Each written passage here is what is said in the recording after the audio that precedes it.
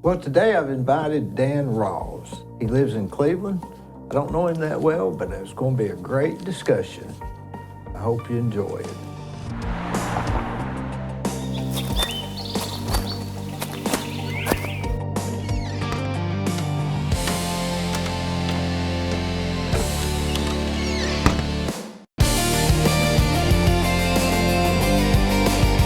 Down here, and I coughed so much I couldn't stand it.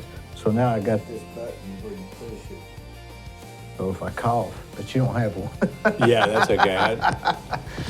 That pollen, I had something for about 4 weeks. I never was really sick. I just kept coughing. So, it's been a rough week, hasn't it, for me? Yeah, I'm a holistic medicine guy, so something is black seed oil. Black seed oil? Organic black, yeah. And now I'm going to tell you straight up front, it's not very tasty, but it's very good for those sort of lingering coughs and respiratory distress. It's very good for that. Well, I drink a lot of NyQuil. Oh. But I think NyQuil dries you out and keeps you from. Too. It makes you go to sleep. Yeah. But it's the next day. You feel more congested. Do you not, when you take that, do you not wake up the next day almost like semi-groggy? Oh yeah. Yeah. And it lasts us till about 10 o'clock. Yeah. But it'll let you go to sleep, and that's a right. big deal at some time. Yeah. Yeah.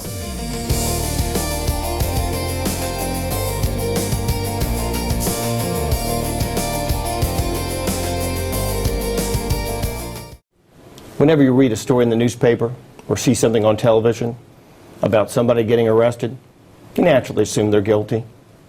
Unless the story's about you or someone you love, then you'll think differently. And you'll want a lawyer who will defend you. My name's Scott Canavis. If you or someone you love has been charged with a crime, call me. I'll return your phone calls, I'll work on your case, and I will defend you.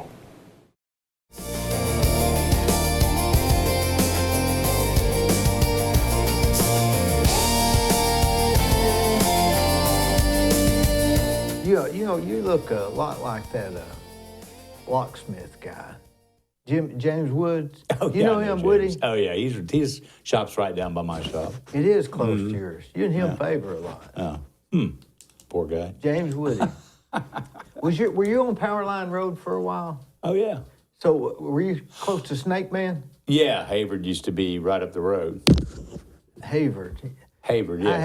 I had him on here. Oh, did you? Oh yeah, boy, he's a character. He was a character. He's got his characterness goes way back.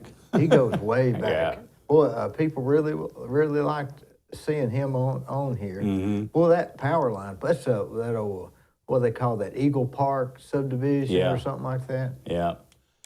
That whole area out there is really, that's I'm get me started on D.R. Horton, but that's going to be oh Lord, that's going to be a catastrophe. You know, when I see all that stuff, I just get a real funny feeling. It just drives me insane. You want to confirm your funny feeling? Go and research D.R. Horton and the amount of litigation that's been brought against them for nefarious business practices. It's unbelievable how many class action lawsuits they're in right now.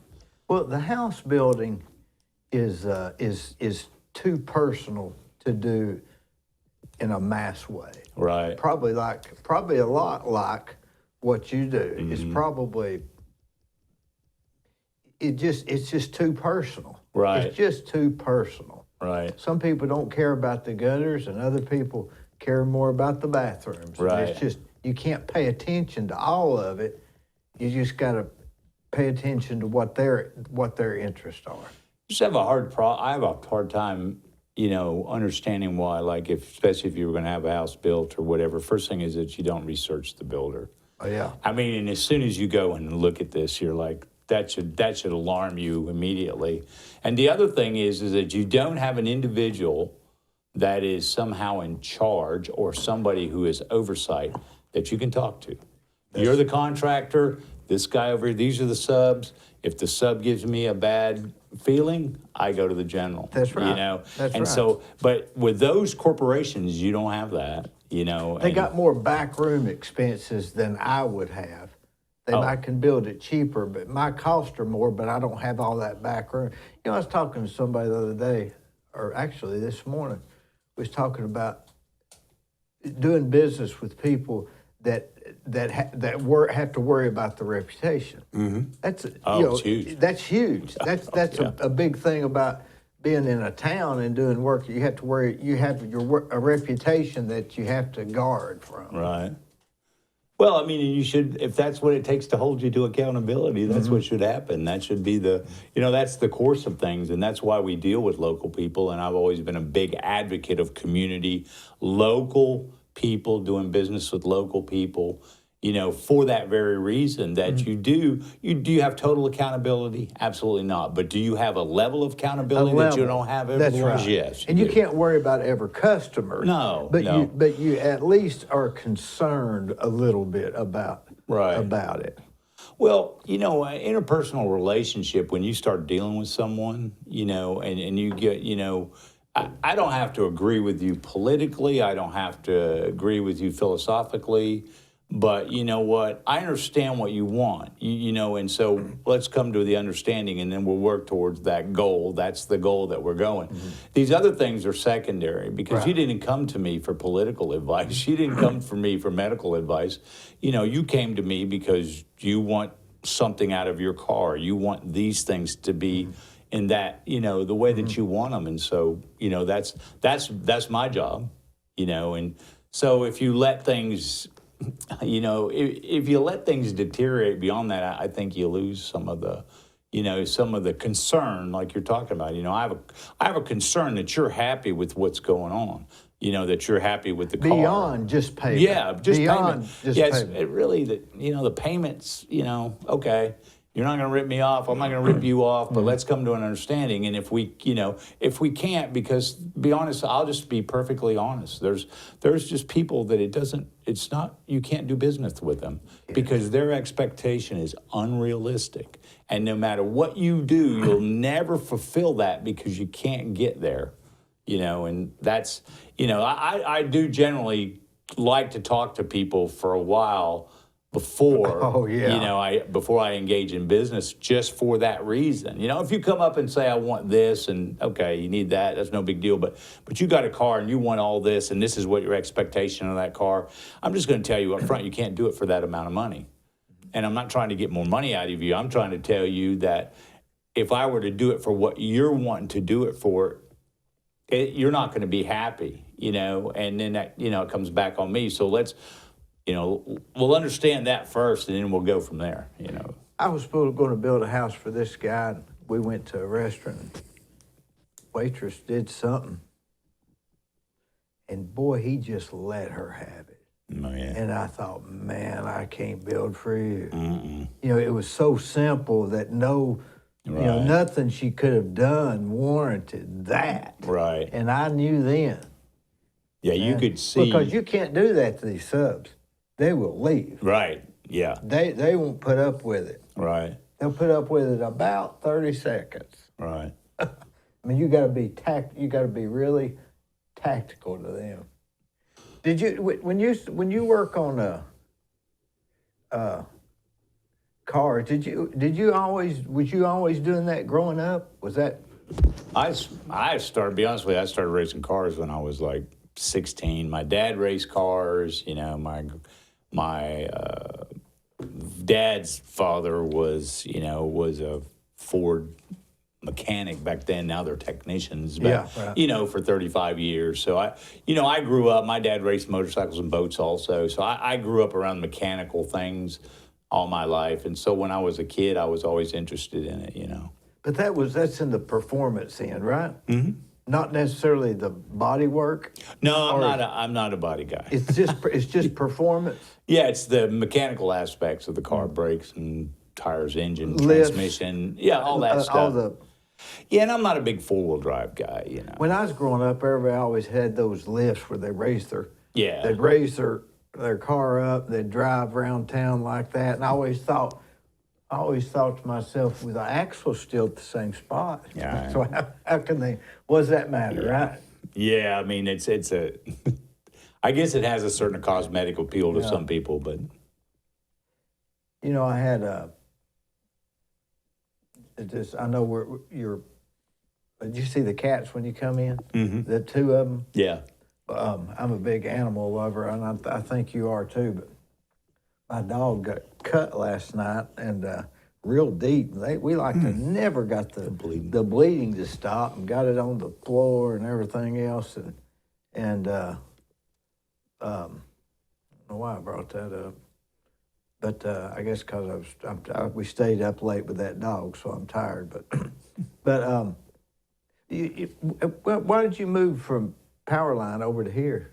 Well, I mean, one thing, where I am now, I moved from Powerline to another place just because of the size of the building. I mean, you just kind of run out of room, and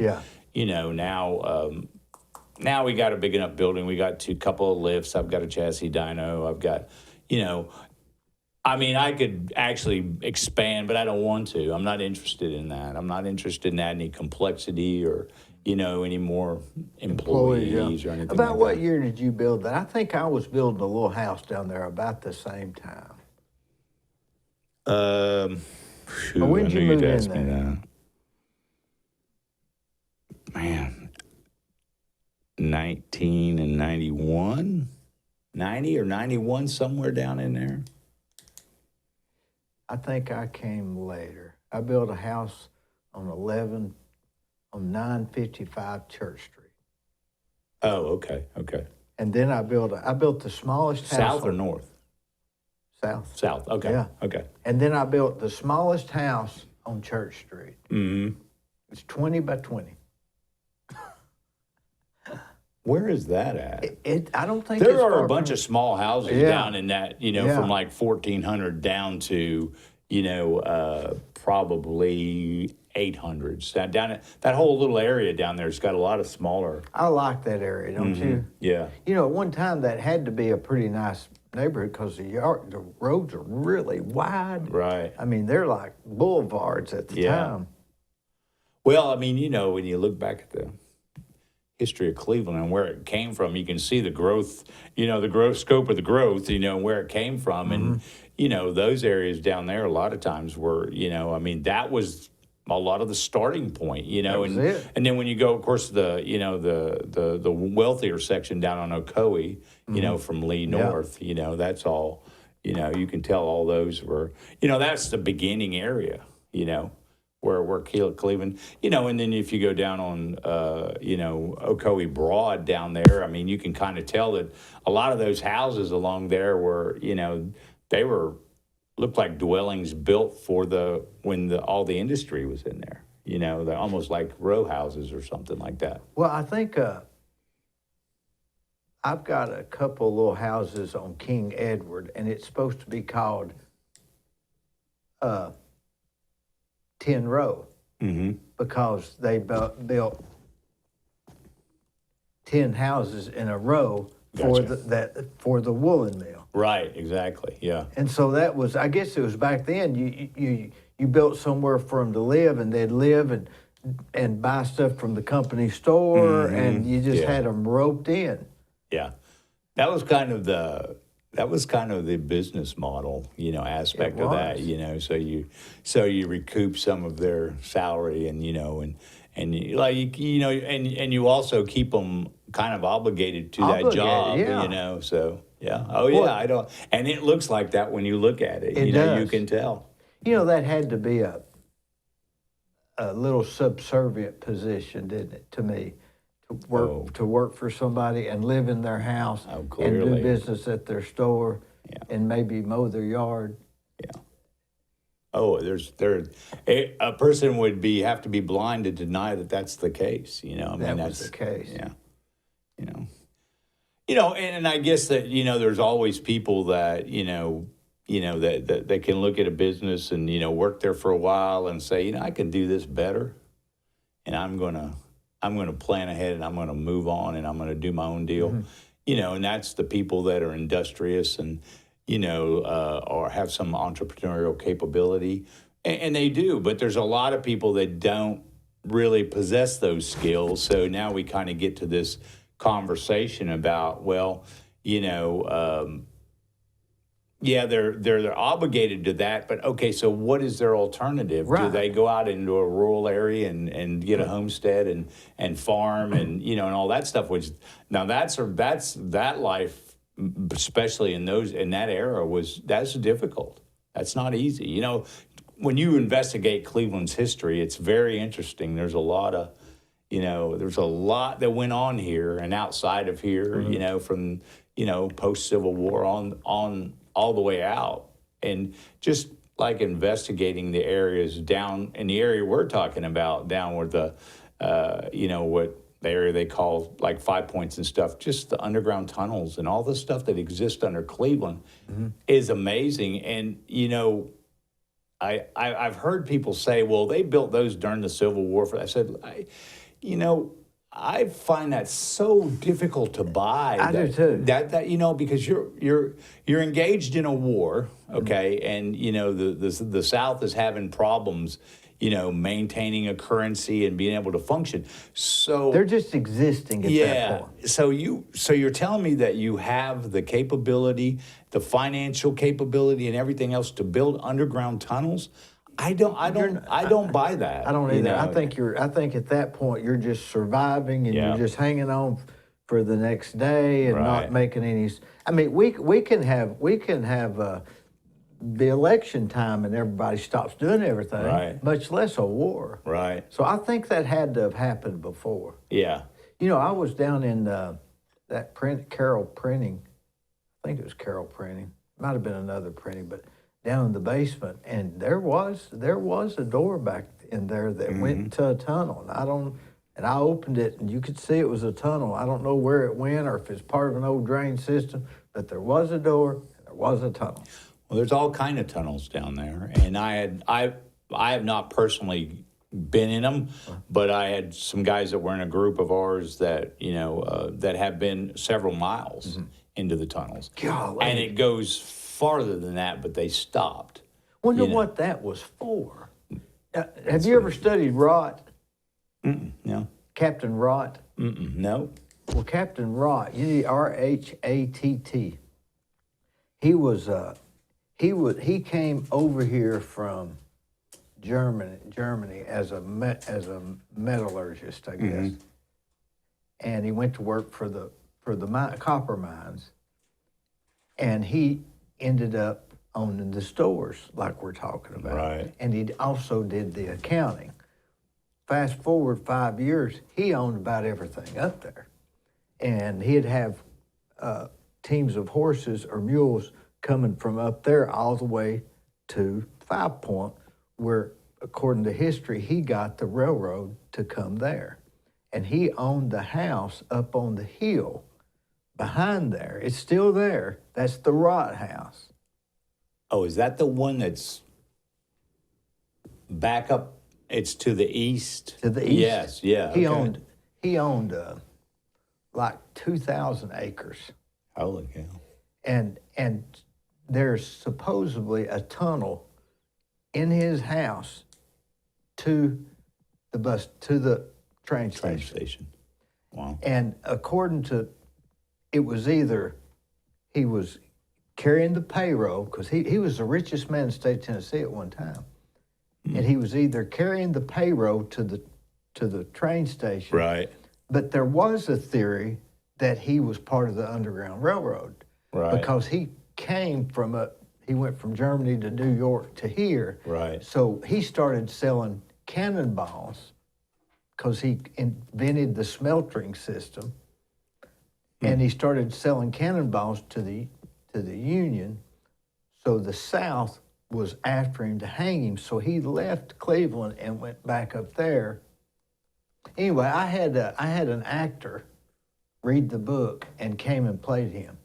Oh, really? And I interviewed Rott. Huh. There you go. Number 80. Yeah. Number 80. And he read the book and tried to be just like him. It was really good. And I asked him about that, and he said he didn't want to comment.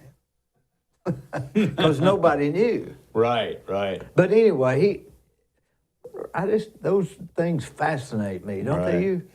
I mean, they fascinate me. Yeah, I mean, there's so many things that are historical, and not just here, but everywhere. I mean, and Cleveland has a huge history that's not even ever discussed. It's not in the museum, but as you research and go back, all kinds of history here. All kinds. It's amazing.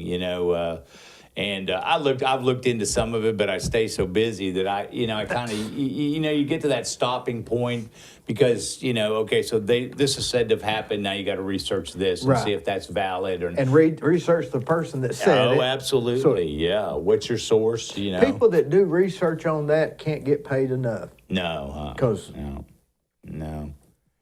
But it is very interesting. Like I said, you kind of get a context of where things come from, how they developed. And I know at one time, my understanding was Cleveland had more millionaires per capita than any city in the United States. And including Rod. Yeah. They distinguished the time from 1850 to 1870 as before Rod's time and after really? Rod's time. That's how big this guy was. Yeah. He started like the bank. I mean, it's unbelievable. I can't express how unbelievable this guy was. But how's my hair? Is my hair messed up, Gwen? You might have to edit that. I forgot didn't have my hat on. But you know what is bizarre to me? You take somebody that died a year ago, they don't even bring them up no more. If you've been dead about a month, close family, you'll be mentioned a few times, but you take about 5 years down the road, unless you're really Prominent. Right. And really you have to have been an evil person to have been listened. I mean, you didn't even know about Rod. That's been just a little over 100 years. Right. Oh, yeah. And he didn't die until the 1900s. Wow. They say his son or grandson lives in Chattanooga. I've been thinking about looking them up.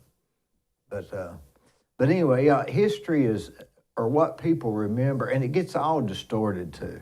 I mean, it gets distorted. Intentionally and unintentionally, a lot of of course, that's the perspective that history is always written by the winner. So, that's always going to be written to their, to their benefit. That's why they're trying to win, so they can rewrite the history. Right. To the victor goes the history. Yeah, I agree. Yeah, and that's unfortunate that, that people don't know the real history, because I think a lot of things would be perceived differently if they did. I mean, you would have to look at things and say, yeah, okay, so these people did engage in this conflict, but they were actually pushed into a corner where they really had no option. These people were actually attacked, so they weren't the villain. They were just people defending their homeland. Whether it's and that's my opinion about the as Southerners call the war of northern aggression. I mean, we were actually forced into a position where there was no. You either capitulated or you fought. And they decided to fight, and, I was involved when these kids were down here talking about taking down the monument, Oh, yeah. Okay. And so my question to them was, have you ever read the plaque? Do you even know what the plaque says? Yeah, they don't even know. Yeah, no, they don't. Yeah. And, I don't even know. Well, the plaque is really just a rendering to both sides, to all those who died in that entanglement or that battle, and the battles that existed throughout. So it doesn't even distinguish no, which it's side? not, absolutely not. And if you look at it, you recognize that the fact is that there's both sides are represented there. So that's what, first thing is, you're coming in here out of somewhere else and you're going to tell us what to do. That is not going to happen. We're not going to allow that to happen. Here. No. And the other thing is that you don't even understand what you're protesting about. You know, somebody is giving you some false dichotomy here, and then you're going to come here and you're going to call everybody a racist, and you're going to do all these things, but you haven't even read the plot. Yeah, I don't you know, there was a young guy that was said he had a bachelor's degree in history and something else. He was out there, and I said, well, okay, so what do you understand about the conflict, about the so-called Civil War? What do you understand about it? Oh, it's this, overslave, blah, blah, blah, whatever. And I said, do you know what the Morrell tariff was? No. Well, let me tell you something. Anybody who's ever read anything about the Civil War and wants to understand, you would know what the Morrell tax was, or the Morrell tariff, depends. That's how you know if they know it. Yeah, knew immediately. And Yeah. I'm like, so tell me, so you're a history major and you understand this, but you don't know what that is. I said, so how is that possible? He said, well, what is it? And I said, well, first thing is, it's laughable that I would have to explain that, because I don't have a major in history. I don't have a degrry in anything. Yeah. But I said, the Morrell tariff was a tax that was imposed that would have subjugated the South, and only really affected the South, although it wasn't proclaimed like that, because the South and their trading with Europe and stuff, there was gonna be a 40% tax at the point of entry. That tax did not. So they had to try to stop it. Yes, exactly. And it had been voted down one time, but then as they came back and they were saying, we're gonna, we might reduce it to 20, but we're coming at it with 40%. Okay, so what are you gonna do? You can't tolerate that. You can't, and let's be honest, in the Constitution, clearly that was all of the states, that was a voluntary entry in to the Union, and a voluntary entry in with nothing declaring that you can't exit. So a voluntary out, so they should be able to leave. I mean, if you read it constitutionally, they should be able to leave. You can't force them to stay. People don't understand that most of the money and the wealth was in the agrarian South and not in the North. There's more money here, and of course, they raised a lot of the food. They had the, so they had the most to lose, but that 40% tariff would have decimated the South. That's what initiated, and then of course Lincoln, and I'm not going to. Otherwise, it was just difference of opinions. Yes, I guess. I mean, and if you really want to look at it, like even after the war, slavery was still legal in the North for a period of time. I mean, you go back and read what Ulysses S. Grant, what he said about slavery, and I mean, these people are put into some type of, princely position are really just degenerates. I mean, and what Sherman and what Grant and them did to the people in the South was disgusting. It was disgusting. Absolutely disgusting.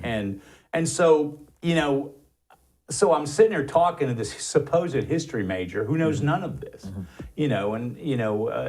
slavery never became an issue in the war, in that war. In fact, Lincoln, a couple of years before that, had said he would do nothing to ever try to force anyone to capitulate and remove their slaves.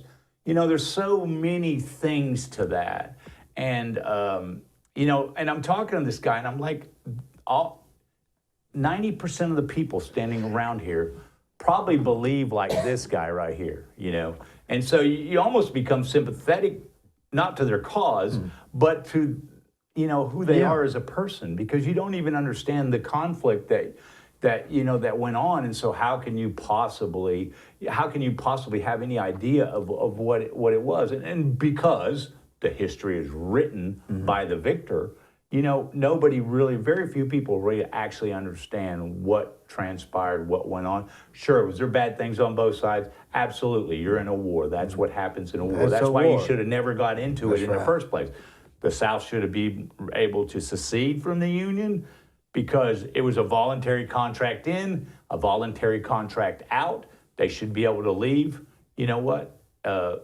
But that couldn't be allowed to happen. We've still got a lot of things where that's what a lot of the Supreme Court does, is just decide whether or not the federal government has the right to tell a state to do it this way or that way. Right. It's still an issue.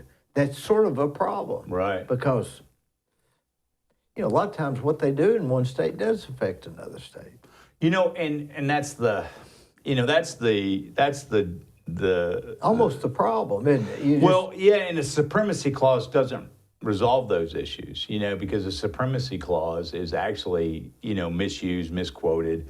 The supremacy clause, basically the design of that is that if you're Arkansas and he's Colorado and I'm Tennessee, I can't charge you $5 to cross my border and charge him $20. So that, in other words, the taxation within the entities has to be comparable, has to be fair. Mm-hmm. That's where but now everything is like function to the supremacy clause, and that was never the intent, And my point of the Constitution is that everything should be based on original intent. What did those people mean at that time with the verbiage that they used in that contract? Because that's really what the Constitution is. It's a contract between the government or the representatives and the people. So you'd be what you call a constitutionalist, I guess. Yes, and an originalist also. An originalist. Yes, yeah. And so I see things from that perspective. So you don't think a lot of people think, well, it's got to evolve, but I don't know. I don't know. I mean, how could, hadn't it evolved some? Well, here's the thing that, but is that right? Just because it has, does it make it right? And I guess I use like the original concept is that first thing is you didn't have two elected legislative bodies. Originally, you had the representatives, okay, so your House members, they were elected. Your senators were appointed by the state legislature to go to Washington to protect the rights of those states. So you have a concept of government that you have this group over here who is elected by the vote, and this group over here, these people that are, there to represent the state and make sure that the state's rights are maintained and protected. And so in probably the worst year constitutionally for this country ever, would have been 1913, because you had the Federal Reserve implemented, which is a fake money system, fiat currency system, and then you had, of course, the IRS, because you need the IRS, which is actually unconstitutional, and the IRS is a collection agency for the Federal Reserve. You can't even say it. You can't even say it hardly. Yeah. Well, I mean, and you just have to, I just believe you have to be bold, and you just have to state the truth. This is the truth. If you can disprove what I'm saying, then do it. But you're not going to scare me. You're not going to tactically maneuver to make me succumb to what you believe. That's not going to happen. And I think that's why a lot of what we've lost, and in that year, 4 things happened, and one of those was where they changed these federal senators from being appointed by the states' legislatures to being commonly elected, okay? Because the system was never set up for that. And so at that point, you start to lose your states' rights, that is the bulwark of the Constitution, is state rights. There's only the Constitution is to chain down the government to prevent them from violating the rights of the people. It's not to restrain us. It's to restrain them. Right. And so during that situation, when you change the system, so now you've eliminated this group here that is there to protect the rights of the state and make sure that the legislation protects the rights of the state. Now all of a sudden you've changed the concept, and so that's why I say that was one of the worst. Wonder why 1913? Wonder why that year? Well, yeah, just look who was the president. Who was president then? Woodrow Wilson. Probably the most, if he's not the worst, most diabolical president of all time. You know, he had the Dulles brothers in his administration, and just go do some research on those guys. I mean, Wonder what his big motive was. Well, you know, I read somewhere, and I've seen this before, that he, and I don't know if he meant this when he said it, because he did say it, that he believed that he had destroyed his country and sold them down the road with the legislation that has happened under his administration. Was he glad of that? Or? No. It was supposed to be sort of a mournful statement. I regret. I regret. Yeah. But how do those things happen and you not recognize it? You know, as you're going through this. But I mean, you ever want to read something, do a little bit of research on the Dulles brothers. And what was the country like in 1913? Was it? I mean, they talk about the Roaring '20s. Right. Everything was great. Right. Was 1913 starting to get good? That's when it had come out of us.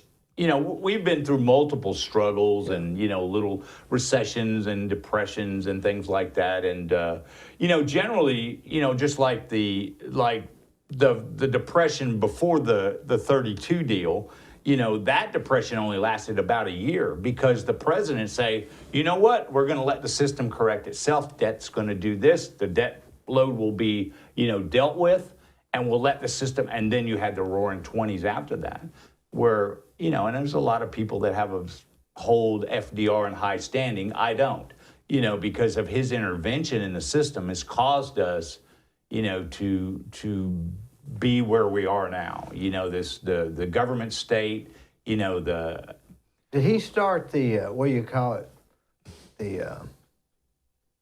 What do they call that? Where the government starts helping the states. What do they call it? Well, he did a lot of things that, that were like really unconstitutional, but now, a lot of people really thought FDR was their savior, right? Sure. Because he gave them stuff. Yeah.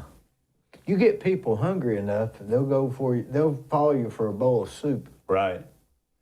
And I think that, the Depression, I mean, we really should talk about, if that was something somebody wanted to discuss, okay, so let's put aside this, but what caused it?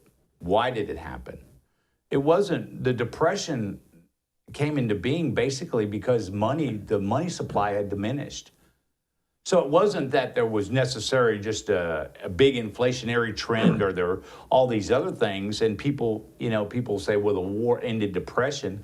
No, not really. Actually, I mean, what ended depression is that after the war, the government stopped spending money and the private sector came in and developed all of these things. So actually, the government had stopped spending money, and so the economy grew, without big inflationary trends, because that's what happens when the government prints money. I mean, you're printing something that has no true monetary value because it's not backed by anything. I mean, a dollar bill is just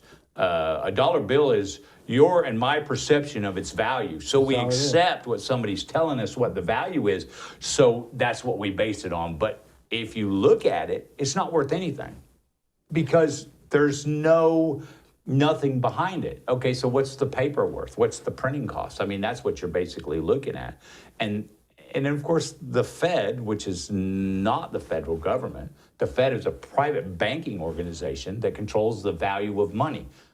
Now, when a person thinks about that, it's like, that's probably not a good idea.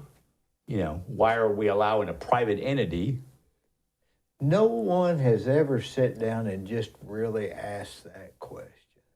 You won't be answered. You won't be answered. No. You know what do they call it? Quantitative easing? Mm-hmm. That's money printing. That's the term. Yeah. That's the new term. Yeah, because they don't want to. Yeah. They constantly change. Fiat money. Yeah, in real life, that's exactly what it is. It is fiat currency. It doesn't, because it's not backed by anything. And of course, I'm very partial to that. But let's think about this. Mm-hmm. I always think about,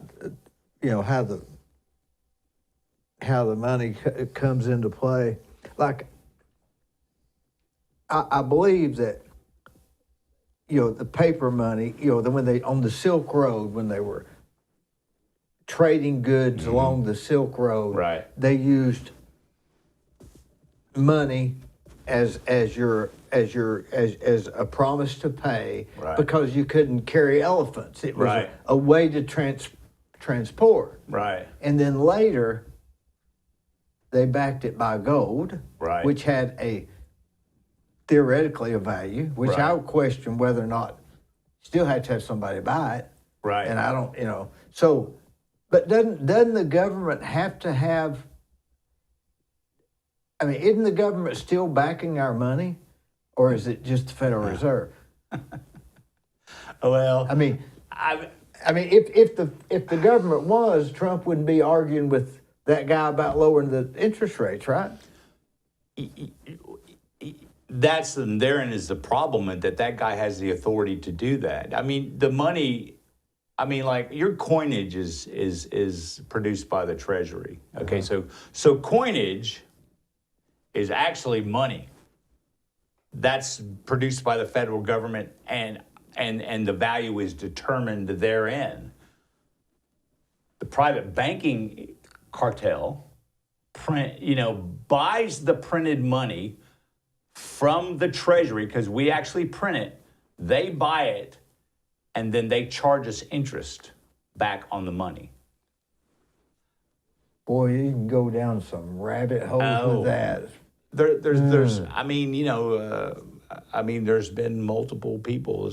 I don't care who wins the vote. All I want to be able to do is control the money, and that's what the banking cartel does. That's, and maybe that'll offend people. I really don't care. That's the truth. They're just not thinking. Yeah. Or they're on the side that's getting the money. I always wondered how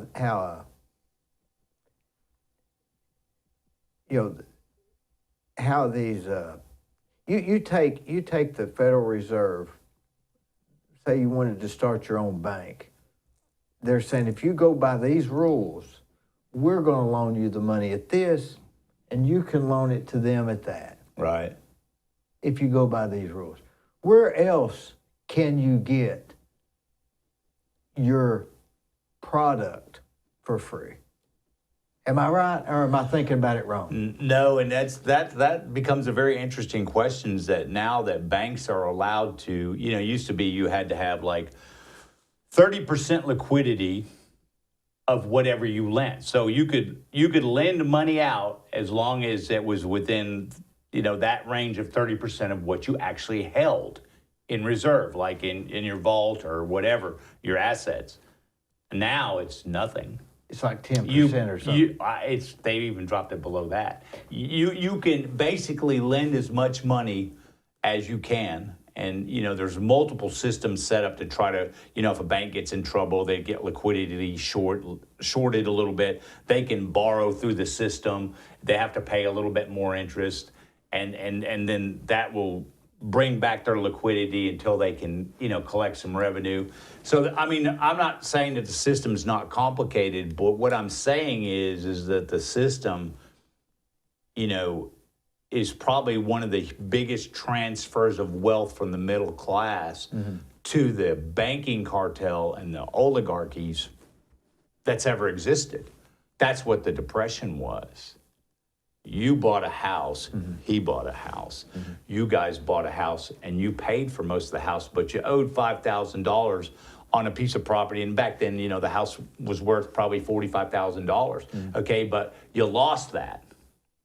Okay, but the people who lent you that money had no skin in the game, because the only cost they had was printing cost. Because they were creating the value. Yeah, but, fiat money. Right. But so actually they had no skin in the game. All their skin was on paper. It's you move this data point from here to here, that's the money. That's how money's transferred. Their power is in getting the people to agree that this has value. Right. Yeah. Have you ever studied that guy on the internet, Rob Reiner or something like that? Not Rob Reiner, but I've seen that guy. you know before. that guy. He talks about the how the banks create their own wealth, and there's really no money there. No, there's I mean, not. I have to watch it like 3 times to understand part of what he's saying. Right. It's almost over my head. You know, this is the main thing. And yes, there's no doubt that it can be, the system is set up now to be extremely complicated if you look at it in totality. But if you look at it from, okay, so what is your skin in the bank as the Fed? What is your skin in the game?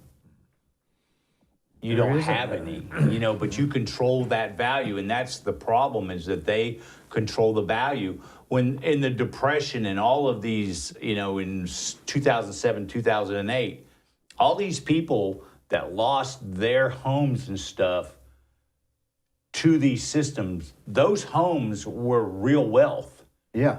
The money that was used to purchase those homes was false money. It was fiat money. There was nothing on, and that's why Scripture always tells you not that usury is wrong. Well, that's what debt is. Debt is usury, and that you should not borrow or lend to another Christian. I mean, it tells you It that. says that. And it's usury, and that's the understanding of that. Because you know why? Because just like this system, there's only anything in the game on one side. The other side, the lender, they have really nothing in the game. You know, and they take possession of that property. And if you look at the transfer of wealth that occurred back during the Great Depression, it is huge. People lost everything, but the money that they borrowed, the people who were lending the money had no skin in the game. And it's hard for people to understand that, but I mean, when you look at it, you realize that's exactly what happened. The system is set up, you know, against the people who work, in my opinion. It's not much different than the guy that worked at the factory that lived in the factory house. No. That's what I was You owe your getting soul to to the earlier. company store, It's right? the same sort of thing. Right, yeah. It's almost a form of slavery in itself, the way I see it. And then there again, the problem too is that then, okay, so this private banking entity has this level of control, you know, and then they use the force, the point of a gun, against the taxpayer to recover and take the property that they had no investment in the first place. So, you know, I mean, it's like a collaboration, you know, and I'll admit that I openly question everything the government does, because I see, like, in my brain, it sees it's like, there's no way this is fair or equitable. It's not fair or equitable. Why is the government using force through the judicial system and stuff to enforce this poor contract, where one side of the contract had all of the obligation and all of the skin in the game, and the other one had none? And but yet we're going to force those people to lose their property, you know, under those conditions. Did you know, I heard that, I was watching that Werner guy, I can't think of his name, but he said if you had like a $250,000 CD in the bank and you owed $200,000 on your house that was separate, that if the bank went under, you would lose your $250, because that's what you're loaning the bank. Right. You're loaning the bank $250 for the CD money, but you still would owe for your house. Yeah. Now you talk about making somebody mad. Well, let me tell you this, and if people don't believe that's true, when you sign to the bank to deposit money, you know, you are turning your assets over to them. Okay. All right, say it again. When you go in to make a deposit, so you're going to open an account. When you sign that, you are turning your money over to them. Okay. They're under no legal obligation to return that money to you at any time. Just read the contract. It's crazy. You know, I mean, and they can attach everything. They can attach everything. So but what's the alternative? well, I mean, there's I mean, how much time you got? we There's a can't- lot. There's a lot of alternatives, but it requires a completely different thought process. Now we can't talk about that digital stuff or they'll censor us. Yeah. So we can't even talk about it. Well, anybody that thinks any of that is a good idea, I really feel for you, because that is anything like that is total control. So what is the answer? To have it backed by gold? Well, yeah, and of course, I've heard people say that, oh, well, there's not enough gold to, to be able to establish the system and maintain it as it is. Well, okay, so there's a certain aspect of that that's true. The problem is that's because where you are right now is so inflated, that there's probably a level of accuracy to that. But if you started over, let's put gold at a legitimate price. Like gold should probably be right now about $10,000 an ounce.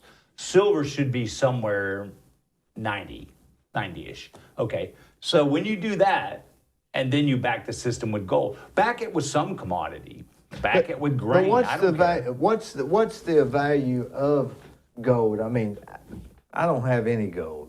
I could care less about it. It don't make any. But you can't build anything without gold and silver. Unless it's in this cell phone. Yeah. I don't care. Is it? Oh yeah, gold and silver. Most surgical instruments cannot be built without silver.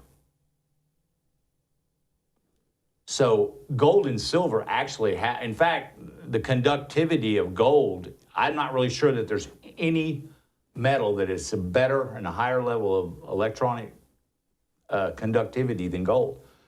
Silver is close, but that's why your cell phone has these TVs. They all have gold and silver in them. Because, I mean, they have to have Well, that. it's an argument for saying don't get rid of your old appliances, melt them down and get the gold, but it's probably this much, right? There's not a lot, but that's actually what they do.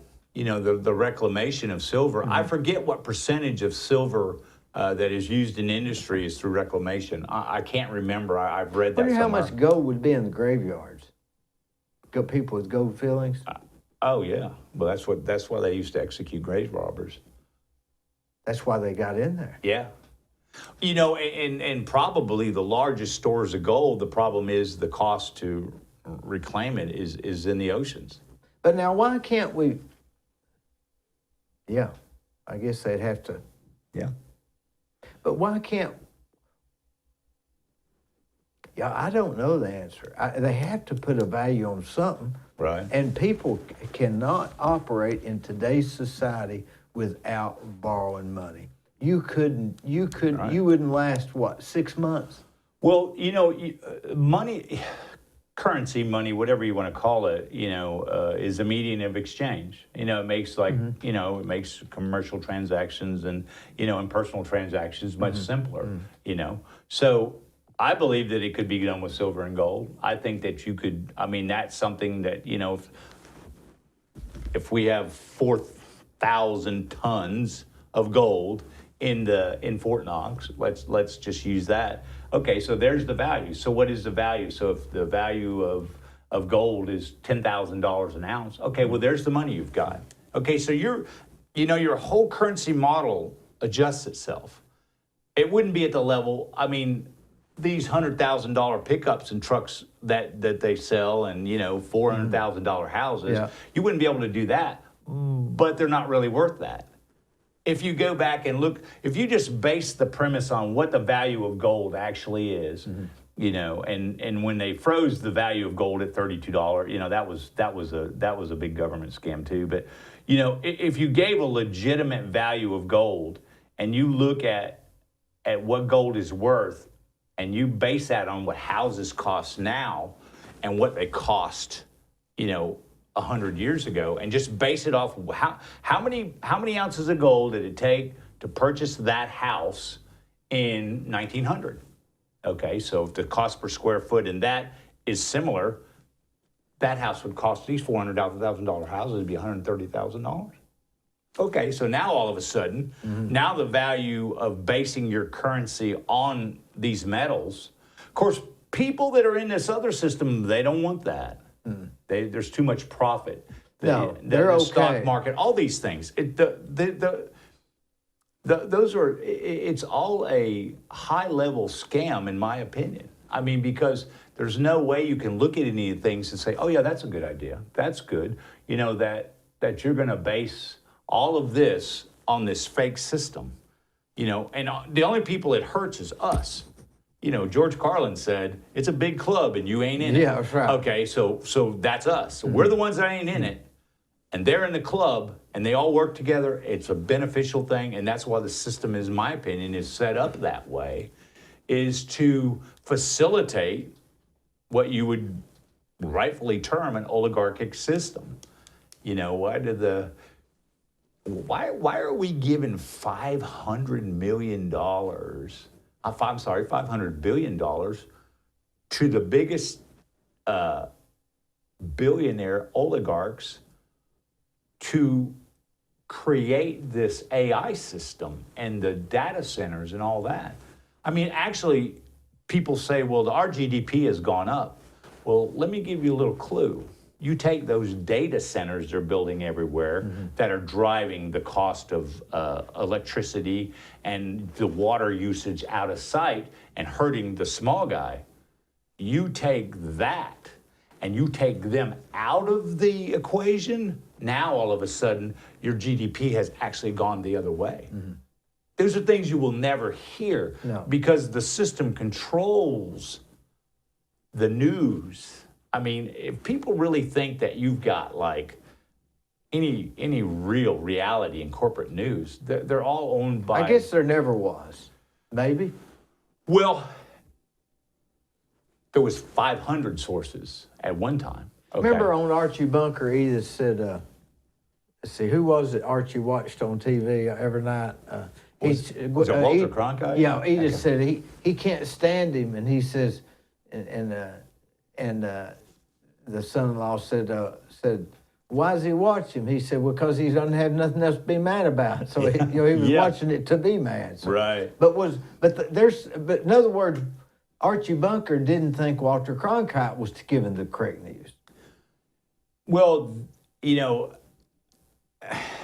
of course, Archie was correct in a lot, and from that perspective, because actually, you know, if you go research the CIA Project Mockingbird, you'll find out that the CIA openly admits that they had agents and control of every of the major newsrooms.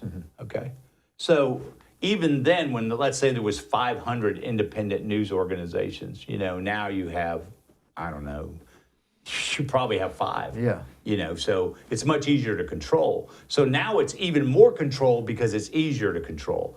And, you know, when you see these people putting these video memes up, and you've got 20 different news organizations with exactly the same verbiage, doesn't matter if they're supposedly the right or they're supposedly the left, it doesn't matter. They say the exact same thing. That's bizarre. I've seen those memes. It's bizarre.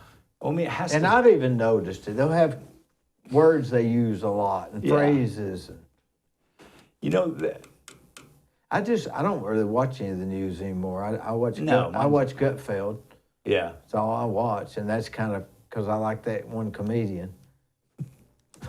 Well, I mean, you know, this is the deal is that really, I mean, my opinion is that if you're going to actually get an idea of what is really going on in the world, you're going to have to do it through independent sourcing. Yeah. And I think that, you know, I mean, I hear people say, well, that was on the internet or that was on YouTube. Yeah. But go look and go listen to the corporate news. It is even more unbelievable. You know, at least with these independent news sources, people that ask the question. Yeah, I mean, you can research what they're saying much easier. You know, you can also tell their passion, right? If they're really I can watch a guy on like Joe Rogan, and if he's real passionate, I at least know that's his real opinion. Right. Whether he may not be right, but, but exactly. it's his. I can tell. Hey, that's his real opinion. You know, and it's really easy. What I've always told people, well, who do you listen to? This is what I tell them. I say, you know what? Take that individual that you're listening to and go back 5 to 10 years. What were they saying then, Yeah. and how accurate was that? You got a pretty good idea where they are now. And so that, I mean, but no, I can't tell you, yeah, you go listen to this guy and it's going to be accurate. I mean, because that's something you have to determine for yourself, but we don't do that. And actually, people have so much pride that the biggest thing you could ever get them to do is admit that they were wrong. I was wrong about that. I believe this, but I was wrong, and here's why I was wrong. They won't do that. They will just, they'll accuse you of something. They'll call you some name. They call you, they use CIA terminology. Oh, yeah, they're using that a lot. Yeah, it's like, oh, yeah, you're a conspiracy theorist. Yeah. Or you're racist. Well, do you even know where that term came from? Do you know where racist came from? That was a term used by Trotsky to suppress dissension in at that time, the Soviet Union, between the groups that were trying to overthrow them. So started using these terms to force those people to have some question of their credibility. Well, okay, so now you're using that term, Right. and you're using it for the same reason. And conspiracy theorist is the CIA term. When people were questioning, Kennedy's assassination, they brought that term forward and started using it on people. Why? Because they wanted to shut you up. You know what? So when that term is used against somebody, of course anymore it's become kind of like nobody believes that. You got anything better than that? Yeah, give me something. Give new. me something that I can quantify, verify. Maybe with human beings, there's no way to get all this correct. We're not going to keep going till finally we say, oh, now they've got it all Right. correct. But we can see, here's the thing, you can see your mistakes in the past. You can see the mistakes that happened. I mean, we can now pretty much verify that the Vietnam War was started on a false premise. It was a lie, Not everybody agrees with that. Yeah, Iraq, there were no weapons of mass destruction. That's a lie. So how do you believe this government that's been lying to you? And you know that they lied to you from the get-go. Did they go to the moon? No. I don't believe so. I really don't think they did either. I just can't see. That's a long ways and a lot of stuff. There's too many things. The phone call from Nixon, I mean... Do you think the astronauts knew? How could they not? Maybe they just was in the thing and they jiggled it around. Maybe they didn't know. They blacked out. But what about the guys who stepped out? My question is so the picture that you're taking of the spaceship landing, who took that picture? That's what I'm thinking. There's took just the so picture? many things about that. When you Who actually... are they saying took that picture? That, I've never heard anyone actually, quantify exactly what that was. That lid they had on the thing, I mean... Oh, my God. When you look at that... I can't even go in the bathtub with a lid like that. No, when you look at that spacecraft... Well, when you look at the spacecraft, first thing is you look at that and there's no way that thing landed. Went through the Van Allen belt. They tell you that there's, 4 to 6 foot of dust on the moon, okay? But where the landing pods were sitting, there's no dust on the landing pods. How did you do that? How do you have a rocket, let's say it was 3,500 tons of thrust, coming down, and this doesn't blow dirt everywhere? Would it not be in the pod that the craft is sitting Or the on? legs not... We know how they sink down in the dust. I'm just... And maybe even unlevel at some, I mean, I watched that when I was a kid. I remember we were on vacation at the beach, and it was on TV, and you were watching it. But when I look at it now, I'm like, there's no way that happened. I can't remember which astronaut it was. They were talking to him, and he asked him about, well, how did you go through the Van Allen belt, radiation belt, the Van Allen radiation? And he said, well, he didn't even know what that was. There's more people that believe that we didn't go to the moon now than did then. Right. So it's becoming increasingly more popular to question it.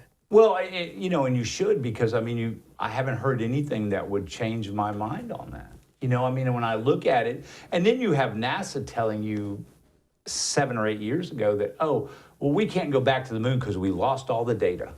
Yeah, I don't make sense. It's like, That come on, don't people. You know what? All right, so But they've got all the FDIC slips. Right. All that payroll. Yeah, Pay that all payroll for people. it just really doesn't make any, it just doesn't make any sense. I love conspiracy theorists, don't you? I love them, man. Well, I mean, it's not the whitewashed history. I mean, this is another thing that most people don't know. Like the supposedly they gave all these countries moon rocks. Okay, when they came back. Yeah. Okay. Well, they gave Denmark a moon rock, and they went in later when they were moving it, and they actually had it carbon tested. Mm-hmm. And it's not a rock. It's a piece of petrified wood. So, okay, so what level of deception are we talking And about who you gonna believe? Yeah. Well, I mean, no, the Denmark said this is what it is, and here's the sheet to prove it. I've actually seen the carbon dating piece of paper that said this is not a rock. This is petrified wood. But what would be the point in saying they went to the moon and didn't? What would be the real? What if it's an ego thing because supposedly Russia was already trying in orbit. to do it. Yeah. It was a Cold War. It was the first. We needed to look tough. Yeah. Maybe. Yeah. Well, or how much? I could go off the rails. How much do you actually know about NASA? And this is going to turk a lot of people off. I'm going to tell you right now because there are so many NASA fanboys. But I know people who have worked for NASA. Mm-hmm. NASA is an extremely compartmentalized organization. In other words, they're not communicating with each other. No. And I'm working on the plumbing and you're working on the electrical, but we're not. And it's a cushy job that nobody wants to lose because you're overpaid and you're not overworked. And this is coming verbatim from somebody who worked there. And what are they doing right now? Where did NASA come from? I mean, where did the organization? Where did all of the technology behind and the scientific minds? All I remember is I Love Jeannie. Remember those two guys? Yeah. Didn't they work for NASA? Yeah. Well, just look at Operation Paperclip. I mean, there was over 1,000 Nazi scientists that were brought to this country that didn't have to go through the Nuremberg trial situation. They were brought here, and they formulated NASA. Okay, that's where NASA was formulated from. They got the best and brightest, supposedly, right? Yeah. And, so as you start to, look at what was going on, and so this was never, the only reason this came out is because the papers on Operation Paperclip came out. The CIA couldn't hide that any longer. Those documents were released, just like Operation Mockingbird and all these other CIA. I mean, there's nobody that denies any of this now because you can go look the document up yourself. It's Nobody right cares. there. Everybody's working anyway. And most of the people that were alive then are now dead. And so now we move on. You notice how the news always, it's 10 minutes, it's 3 days, and now we're moving on to the next disaster because they don't ever give you time to. Have you ever noticed when they really start talking about some kind of breaking news, I'm always thinking, boy, what else is happening somewhere else? Yeah. They're trying to, just like a magician, look over here and they're doing it over here. Oh, there's no doubt about that. That's that's kind of narrative control. Yeah. Maybe we're better off just to be stupid and just eat a hamburger. I just can't go there. Maybe it's a little bit ego, but I really don't want somebody to think you got over on me and that I don't know. I may not be able to do anything about it. Now, what about if the government isn't telling us stuff because it's for our own good? Now, I can understand that. I mean, if there's something we don't need to know, don't tell us. Use your own discretion. Maybe that's it. Yeah, but I mean, like, when has that happened? We don't know. I mean, so we don't know. Maybe is the incident? What is the history of an incident like that occurring that's ever happened? Well, if they find out the Earth's flat and there's a ice wall and there's civilizations from Mars on the other side of it, that'd disrupt everything. Well, so they denied that there was ever aliens, adamantly denied it, Right. rebuked it, all those things. Still rebuking it. Yeah, and is and his all cord making a noise, Quinn? We good? And all of a sudden, now they're saying, "Oh yeah, it happens. Oh, are our they? pilots are seeing them." Oh yeah, so here's the question: were you lying then, or are you lying now? Well, are they saying, or are they just warming us up to the idea? No. Well, that's where that started, but now they've got fighter pilots saying, "Oh yeah, they were giving testimony to the Senate The tic that tac, these things are happening." the tic tac deal. Where they saw the tic tac on the Well, ocean. yeah, but these guys said that we saw them. We flew upon them, and they just accelerated away from us at light speed, gone, boom. Mm-hmm. So, Area 51, if that is what they say it is, you knew this back then. I went there. Did you? To the gate. Yeah. They didn't let you in. No. They were not letting you in. I don't know what they were hiding, but they weren't letting me in. Just the fact that just the fact that they are hiding something, why? I can understand that if you were, something that was a national security perspective, that you were getting ready to engage in a war or something like that, or you were getting ready to arrest somebody, I understand that. But it seems like everything, when you go 10, 20 years into the future, you find out that that was a lie. Mm-hmm. I haven't seen anything where, that they were actually doing something for our own good, for our betterment. It's always actually the other way. Can we name of anything that they were saying that was for our own good in the end? I don't know of anything. No, do you? I don't. I don't know of anything. And I'm a person that spent, years like looking at the Constitution and understanding, trying to understand how the system was designed to work. What drives you to do that? Well, because that's the rule of law. Who cares? Well, why do you care? Well, because you should care, because you should know what your rights are. The rights don't come from government; they come from God, first thing. And so you should know your rights. But with our legal system, we can argue. If I got enough money, I'll just keep going till I run you out of money, or you run me out of money. Well, and this is the how the original system was set up. That's why we have juries. Juries are, and actually the juries are never told what their real authority and power actually is. What level aren't they they have. sort of told what their options can be? It's really to me that's pretty much unconstitutional on the part of the judges. I've always wondered about that. Y'all got to go in there to decide if it's 1, 2, or 3, right. or if he gets. I always wonder about that. Well, that, and therein lies a big part of the problem. That's where I was going. That the jurors are never allowed to understand what their rights actually are. A jury in a criminal trial has the right to question the witness. And that's not going to happen. No, that's not going to happen. Now, why isn't that going to happen? Because if I was on a jury, I'd say, I've got a few questions of my own, and I want to ask them in the way I want to ask them, and I want to see his reaction as I ask him. Right. But that's not going to happen. Well, because that doesn't allow them to control the flow of the event that's going on. They control the flow. The judge, can absolutely shut down one side or the other, just making a ruling, and many times there's either ambiguity to what he's saying. In other words, it's questionable. There's nothing solid there. There's no legal precedent to say that he can, that is a rendering that he can give. I went to court last week. I won't say what it's for. It's nothing I did wrong.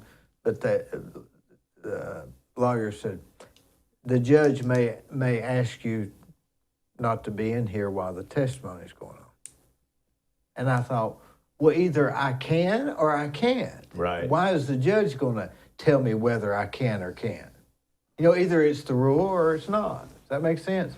Well, yeah. The thing is that whenever I've been involved in that, they, okay, so you're a witness for this thing over Yeah. here. And so here's the deal. When the other witnesses before you are going to testify, you can't be in there. Okay, then, You know. then why say Yeah. he may make you leave? Yeah. It needs to be, you need to leave. Right.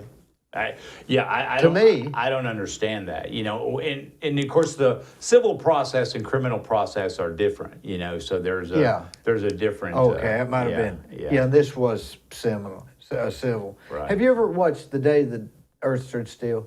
Yeah. Yep. Remember the Gort? Yes. You know, the yeah. big. Do you think that may be AI and we may have lawyers, the judges we may go before an AI judge? You know, that would be, wow. That would be the next thing, wouldn't it? I'm hearing more and more people say, well, I asked AI and it said this. So it's becoming the authority, whether we like it or not. And that's a shame. And, you know, my question is, do you know who Geordie Rose is? See, he's not the guy running for governor, is he? No. Okay. No. That's the other Rose. Yeah. No, Geordie Rose is the supposed inventor of D-Wave. D-Wave was part of the AI system that says the AI comes out of these boxes. And I listened to Geordie Rose, and I had a guy ask him, like, so where does the power come from, and where does the information come from, and how does it become part of AI? And he can't tell you. So my suspicion level immediately goes up. So why would you trust something that you don't know how it operates? It's easy. It's easier. And it may be, but I mean, you know, that's should be a simpleton's sort of reply. You know, I mean, I'm not saying to you, but I'm just saying people would say that because I don't have to worry about it. I don't have to go to the library. Right. You know, but my question is so where does it come from? And why would you trust a system? Look, my personal belief is that, you know, that AI is demonic. And people can laugh at that all they want. I don't care. You can't tell me where the information comes from. You can't tell me how it's compiled. You can't tell me any of that. Well, if you go to Grok, which is interesting to me because yeah. Grok is a similar word to Gort, Right. whereas Elon Musk came out with the Tesla, and it has lunatic. It has a plaid speed, and what's that other? Lunatic for speed. Is that what it is? I think that's but what it is, both yeah. of those terms came from Monster Ball. So is he using terms from the day the Earth stood still for Gort? But there's a lot of similarities in that, and Gort was the judge. Right. But on Gort AI, you can watch. If you ask it, it'll click through all the information it's reading. It'll show you in real time. It's going fast, but Right. it's like, Google. So it's reading all the documents that it has. It'll say from 267 forces, this is what we found. So that's some level. Maybe that's where maybe it's reading it that fast. But you're saying, how's it reading it that fast, right? Yeah, and how's it storing it, and where's the, you know, the whole Grok thing is really interesting that everybody thought it was a good idea to allow, you know, Elon Musk into and have access to all of Social Security records. So my opinion is, and I have a total disdain for Elon Musk because he's never, in my opinion, he's never had a successful business. Everything has been funded by government contracts, has been money that was borrowed through the government. All of these things are the only reason that he has his head above water. You know, I mean, Tesla has never made money. If it wasn't for all of the incentives and stuff they would have been gone a long time ago. So he is a product, and his business success is a product of government contracts and all types of funding that are outside, nothing that he created himself. So see, I truly hang on about every word he says. Yeah. Isn't that something? That's the difference. And right. I look at him from the perspective of, okay, so like, how did he get there? How did Bill Gates get in that position? How did little Facebook boy? How did he get Zuckerberg? How did he get in that position? I mean, how did that start? I mean, because we're pretty sure that most of these things are CIA data collection agency. I mean, that's what Facebook is. They were stunned that they could actually give all of their information freely to a system. They didn't have to actually go in and acquire your data outside because you gave it to them. well, they got a lot of their information from the socialist system. Well, I just don't think it's a good idea that you allow someone who is creating this AI system to go in and access everybody's data in the Social Security system. And that's my opinion what they did.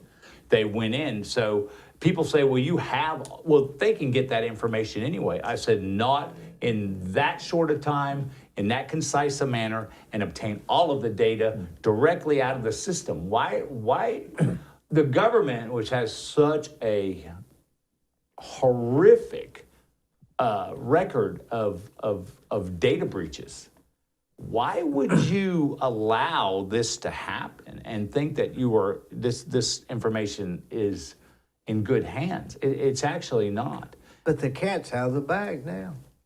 Well, I mean, oh yeah, I agree. It's gone. I agree. But there again, that goes back to my other point about how do you know who to listen to? What were they saying 5 years ago? What were they doing 10 years ago? Did we learn from what Musk has done? I mean,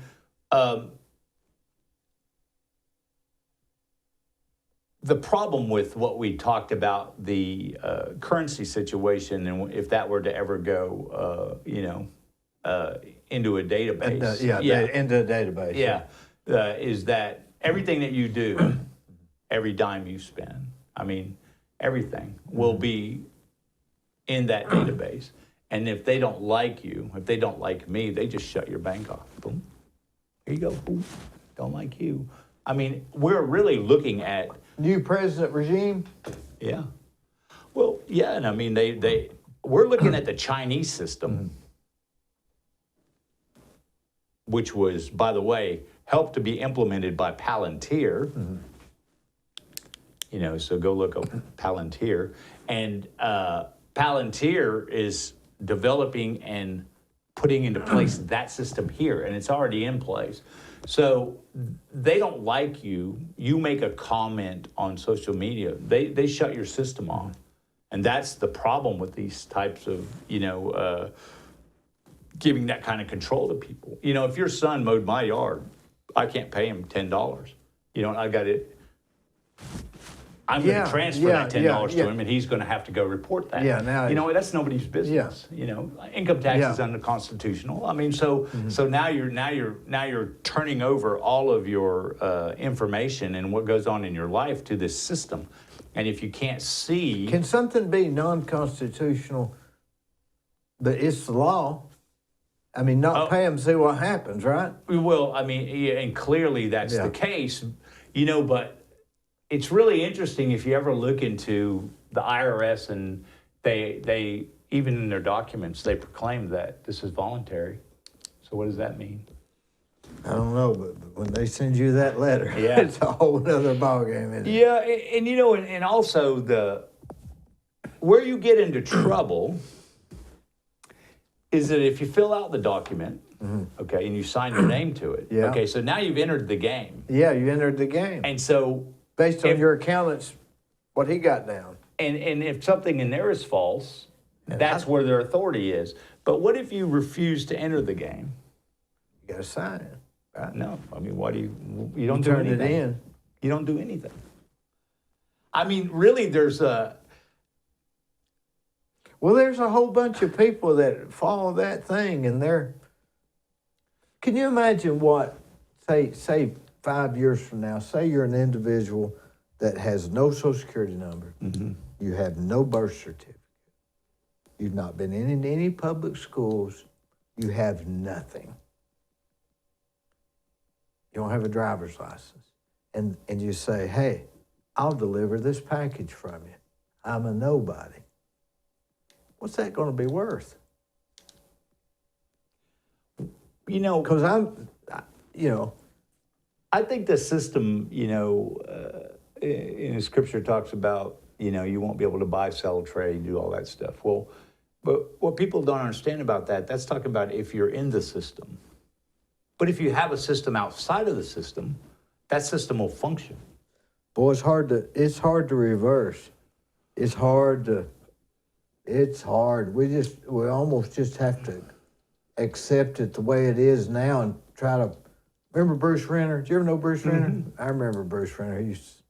He said something one time. He said, we don't make the rules or the loopholes. Right. In other words, he's going to use the loopholes. Right. Well, I thought that was good. And when he said that, that was still a plausible scenario. But like you said, as the ropes tighten. Would Bruce say that today? Probably. The perspective. Probably. Yeah, but the perspective would change because as this, whole digital concept comes into place, the control mechanism is going to change drastically. You remember when all the COVID scam was going on? And they had the 6 foot, you know. Do you know what that was really about? I saw a thing and I realized they were in China and there was a guy from the Chinese government and they had this screens up there and they were watching people walk and they could identify and this mechanism would go and put a square on your face, beep, beep, beep, beep, and it would tell the name, okay? Closer to 6 feet, messed it up or something. As soon as these people walked together, if they got closer, the square went bye, bye, bye, bye, bye, bye. It could not differentiate from one to the other.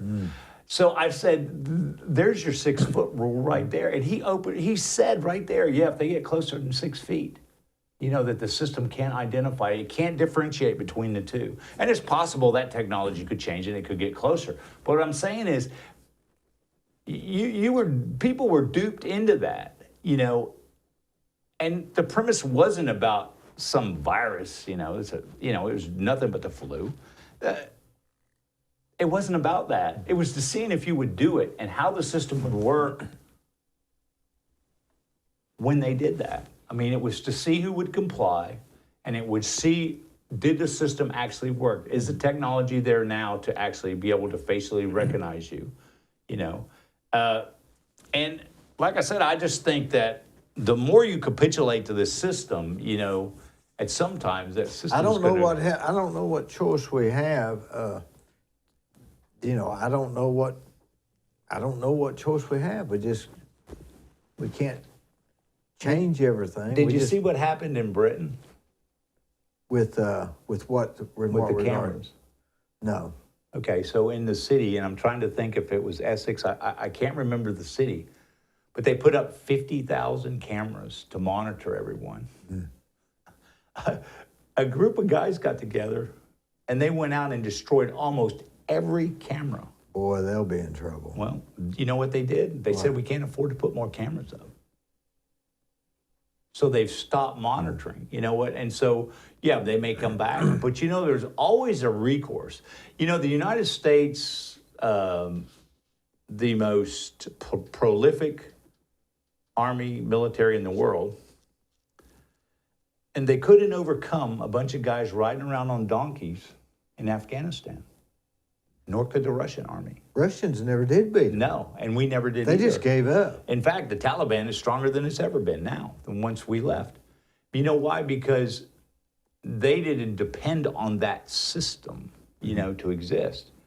So what we were used to doing in other places didn't work there. I mean, we didn't win in Vietnam either.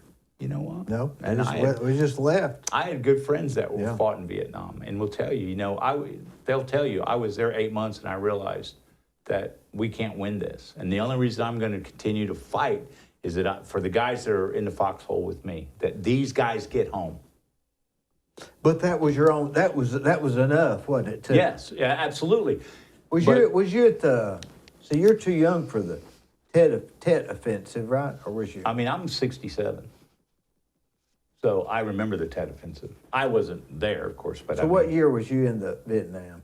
No, I was never in. Oh, I was okay. never been in the Okay, military. okay. No, Oh. no, no. But I have I have a lot of people that I know. I know Special Forces guys. I know a lot of guys. Mm-hmm. You know, and every one of them that talks to you now tells you that we were in Iraq to guard the oil. Mm-hmm.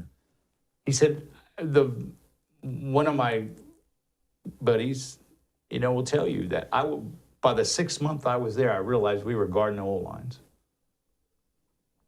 We weren't there doing anything for the United States. We were doing, we were doing for those that profited from the theft. Let me just be honest, theft of resources. They weren't guarding the house. They were guarding No. the cookie jar. Yeah, yeah. What government official would you say sees it the way you see it, and probably the way a lot of people see it?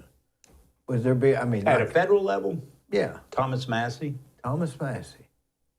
Rand Paul. I mean, I worked for his dad when he ran for president. I like Rand Paul Yeah. or Ron Paul, which is Yeah, Rand is the son. Yeah. He's still a senator, and Yeah. then Ron was a. what he says gets to make more sense the longer we go, doesn't it? Mm-hmm. But boy, he just couldn't get enough traction, could he? Is he running Republican or Independent? Or, No, or Libertarian? he runs as a Republican. Ron Paul ran as a Republican also. Do But they continually? Where are they from? Texas. Do they continually get elected no matter what? Ron got reelected about 8 times. And Rand Paul. Rand has been. This is his. There's 6 years, so He's this is been his for- third, and he'll probably win again. Because Texas has turned a little bit, right? With Okay. Dallas. Yeah, a little bit, but now Rand lives in Kentucky, so he runs out of Kentucky. So he's in Oh. Kentucky, but there's from Texas, but So he'll run as a Republican in Kentucky. Kentucky, yeah. So he'll be good. yeah, and and Thomas Massey, even I'm though not familiar with him. he's the most interesting guy in Congress. You need to go do a little research. What on about Burchett? Out of the guy Knoxville, here? yeah. I don't know a ton about him. I just started following Thomas Massey when I found out he built his own house. Uh-huh. He's an MIT graduate. Mm-hmm. He's an engineer. I've heard his name a lot. He's not a quiet one, is he? No, I don't know what he's about, but I've heard that name, Thomas Massey. I mean, he built his own house. I mean, he's You got to be he's smart very if you build a house. hands-on deal. I mean, and he's extremely interested, very very constitutionally, rights-oriented towards the people, and so I mean, he's the kind of guy that you really would want representing you because he generally looks out for his constituency, and they don't always agree, but he's one of these guys that's it's kind of like me. We can agree to disagree. We don't have to hate each other. All this drummed up hate, and like. I mean, do you not realize why this is drummed up? This is drummed up to keep you two fighting so they can do whatever they want. Yeah, it's just like a fight in school. Get Yeah. them fighting so they don't fight me. Right. I've done that before. Yeah. It's not always a bad tactical move. No, it works. Let me ask you this. What's your normal day look like? What time do you start in the morning? I'm usually there about 9. I'm there I don't take a lunch. I'm there all day. And No lunch? Eat breakfast? I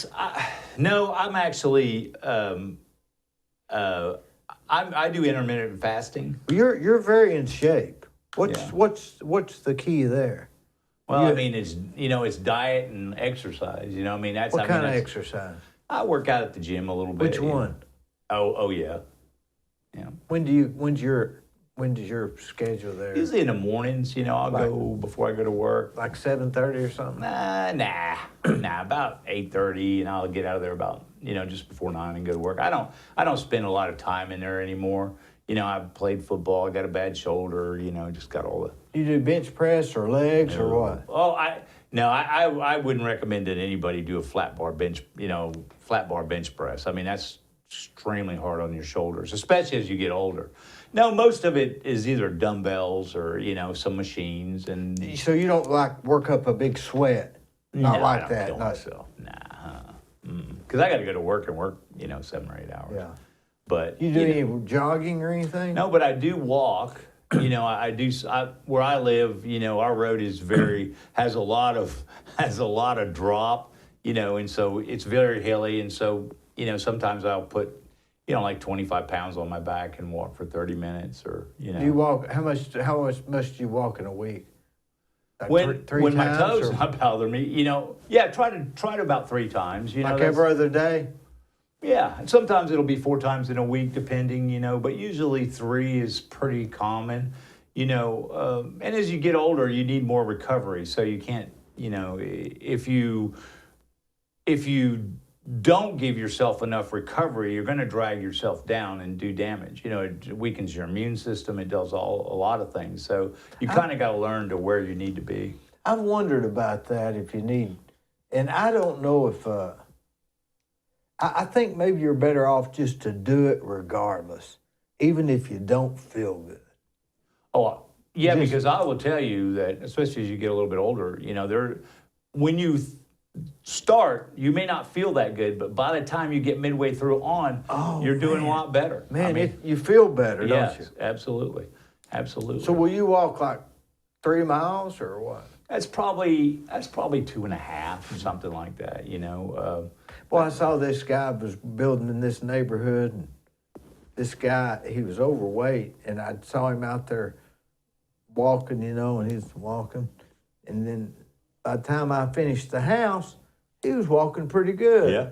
And then about a year later, I started building another house in that subdivision. And there he was again. He had a raincoat, and he had a stick, and he had a hat. And Yeah. man, he was in better shape. It was just so good to see that guy and all he did was just started out just trying to walk a little bit. Well, Walking is so good, isn't it? Very good, and sort of the situation too is like very stressful cardio actually, really can really drastically affect your immune system in a negative way. Because when you run your system down that much, walking is for the most people is much better, and doing it consistently, 3 times, 4 times a week. Get out and do it. You know what? If it's raining, put a raincoat on. If it's cold, put a jacket on. Because, your system doesn't understand why you didn't do it this day, and that there's exercise so stimulates and increases, especially weight-bearing exercise actually really drastically increases your immune system. It makes it much stronger, So that with diet, I very rarely get sick, very rarely. It just doesn't, hardly ever happens, and I'm, it's not like I'm not around people, I'm out and around and doing stuff all the time, but I do think that's one of the keys to maintaining a healthy life is that you have to just get moving, and walking to me is much better than jogging or running. And if somebody likes to run or jog, that's cool. I'm So whatever you think. Will you'll walk for how long? 30 to 40 minutes. I went the other night, last Sunday night, I got on the Greenway and I said, I'm going to walk that way 15 minutes and turn around. Right. I like to see if it took me as long to come back. Right, What's the difference? Am I what was your stepping different? pace? Yeah. It was like 2 minutes difference. I wonder, what's the difference? But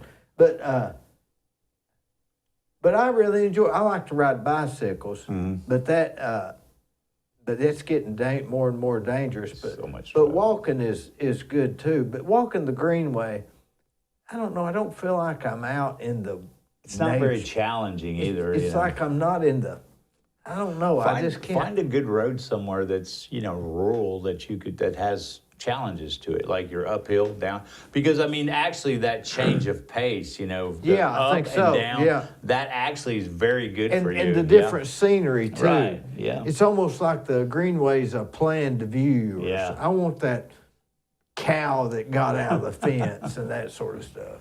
Yeah, we're pretty lucky that where we live, that we have that, and like probably a 40-foot drop in elevation from one end of the street to the other, and then you go back uphill the other What way. end do you live on?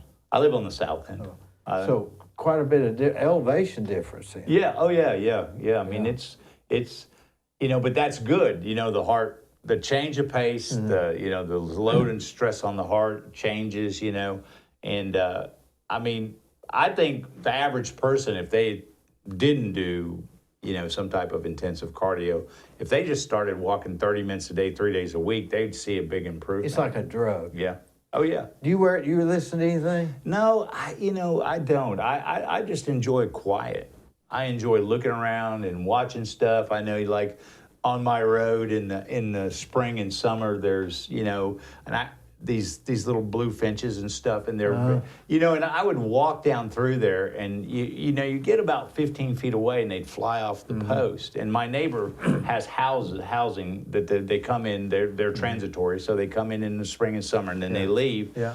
But I found that this is funny. I told my wife that if you talked quietly to them, they wouldn't fly off. But if you just walked, and don't approach them, just walk along the road, and the post is probably 7 or 8 feet off the road. If you just walked up by them, they'll fly off. But if you talk to them very quietly, they would sit on that post, and you could go right by them. And I don't know why I started doing that, but I just started doing that, and I said, wow, that bird didn't fly away. Have you ever read about certain birds you see at certain times? It's phenomenal. Really? I mean, it's phenomenal about when you see certain birds. Right. Like if you see a cardinal after someone passes away, and it's never failed. I'll see one fly right past me. That's them telling you they're okay. Huh. And you never see a cardinal, right? I mean, how often do you see a cardinal? Well, we have quite a few in our yards. But there's all kinds of folklore. Oh, so what is? Do you know what the name of that book is? No, it's so common. Right. When you see certain birds, it means certain things. And when they're flying or this or that, it's more than the horoscope. Right. Well, and of course where we live, we've got a little creek that's right next to our house, and then there's about a half an acre there that's still wooded. So, I mean, we have just a tremendous amount of birds, and so I like the quiet, so I don't entertain myself. I just look around when I'm walking. Are you a big animal lover? I know you're on the SPCA, is that right? Yeah, yep. I am a big animal lover. I had I was one of the original board members, one of the founding members of the SPCA.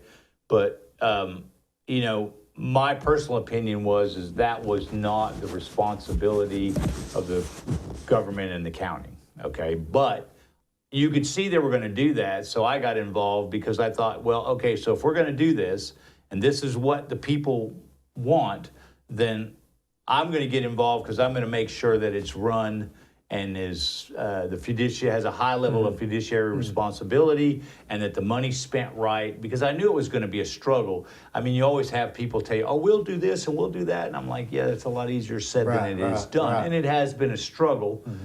But I think that they've done a really good job. I'm very proud to be associated with them, because of the job that they've done, and I think that it's something that the community needed, and if the taxpayers think that's something that they are willing to pay for, okay, I'll get involved. I was actually on the board for about 8 years, and I got off, and then they asked that I would come back, and because I have some friends that are on the board. And so I think they do a good job, and I think it's been a very much a positive. It's not a problem that I believe you're ever going to solve. Probably not. But you can make it better.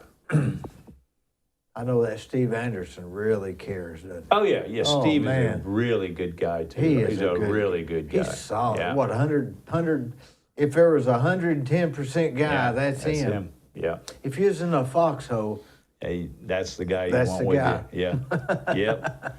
Isn't that funny? Yeah, because I lived in the 6th district, and Steve was the constable in the 5th district, and at that time, our constable in the 6th district wasn't very good.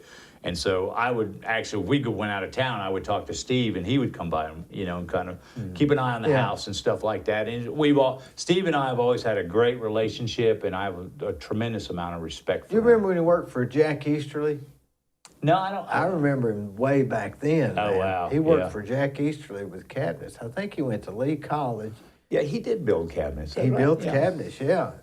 Boy, he's a big guy. Isn't he? Yeah. Yeah, he flies he's got an ultralight plane he flies. really? And yeah. Well, I'd hate to get on the bad side of him if he was mad, wouldn't you?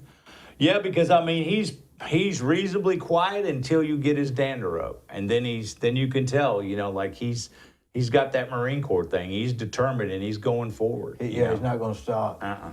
He's a good constable. Very I like good him. constable. I ran into him here a while back, and I said, "Hey," I said, "jump in the car." He said, "Where we're going?" I said, "We're going down here to Cowfish to get a bologna sandwich." You ever eat their bologna sandwiches? No. Man, they're good. Are they? Yeah, I don't. Thick bologna. I like I said, I mean, I've always had, I think the constable system, when the people elect the appropriate person for that position, I mean, that is such a huge asset to the community. People just don't even have they don't have any understanding of what the constable system and how it works. And if you've got good people, I mean, they're a big asset to law enforcement, and they don't cost the taxpayer anything. They were back in the old days, they were the people that were out in the real rural communities to take the information into town or to bring it back or to serve the papers. It's a very valuable thing, a constable. The constables should be more revered, I think. I agree with you, and if nothing else, just respected. Because, like I said, these guys are they're out doing these things. They're working these wrecks. They're doing all of these things. You know what? And they're not getting. You're not paying them as a taxpayer. You're not paying them. They're doing this. The only way they make money is, basically is, paper serving the papers. Well, somebody's got to serve it. Sure, and it frees up your paid law enforcement. To do law enforcement deals. Mm-hmm. And while these guys are serving papers, and I know several constables. And remember that one that ran? I forget his name, but they always claimed he couldn't read, and I thought, what's that got to do with it? Oh, that was Dwayne. Yeah. Dwayne, what was his last name? Hicks. Yeah. Mm-hmm. Is he still? What's he do now? No, he passed away. Oh, did he? Yeah. I always liked him. Yeah. For some reason. We've had several good. We've had some really good constables. And I always remember, our system's got a lot of checks and balances, doesn't it? Mm-hmm. I mean, a lot of, when you get to looking at it, how do those people come up with all that? That was smart, wasn't it? Well, you got to look at, they knew what they didn't want. Because they were coming from England, they left from there. They didn't want those things. Right. I guess they were modeling it. Yeah. But when you go down somewhere like this confuses me. You go down to New Orleans, aren't they on the Napoleonic system, something different? Well, and the counties there are parishes, but they're still a constitutional entity. Now, civil application of law in different districts can be drastically different. So there can be a lot of differences in, So they don't have counties; they have parishes. They're parishes, yeah. Boy, that's over my head. Yeah. But that stems from their original French orientation. Because France actually controlled Louisiana, and we purchased. That's where the Louisiana Purchase I see. Oh, you know a lot about this stuff, don't you? Just a hobby, a hobby? Yeah. I go sometimes down to Arizona, and boy, I love it down there in Nevada. Right. I went to Nevada, to Death Valley, mm-hmm.